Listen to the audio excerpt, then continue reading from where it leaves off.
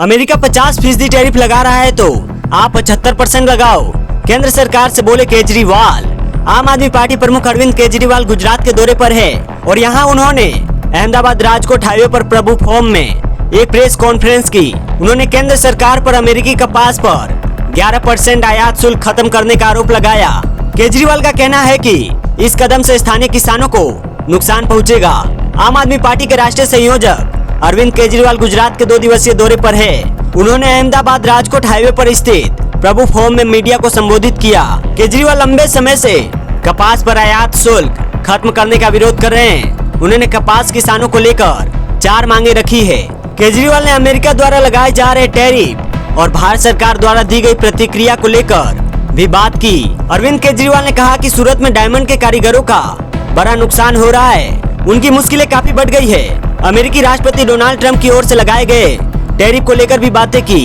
उन्होंने कहा कि ट्रंप बुजदिल है और उनके सामने जिस देश ने भी आंख दिखाई है उन्हें झुकना पड़ा है।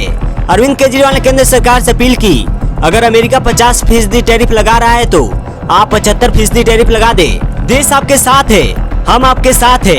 केजरीवाल ने कहा कि पहले 1500 रुपए प्रति मन तक के दाम पर कपास बिका करता था, आज एक किसान को 1200 रुपए मिलते हैं। बीज के दाम बढ़ गए, मजदूरी बढ़ गई, लेकिन किसानों को कम दाम मिलते हैं। अब अगर अमेरिका से कपास भारत में आयात होगी तो स्थानीय किसानों को दाम और भी कम होकर 900 रुपए मिला करेगी।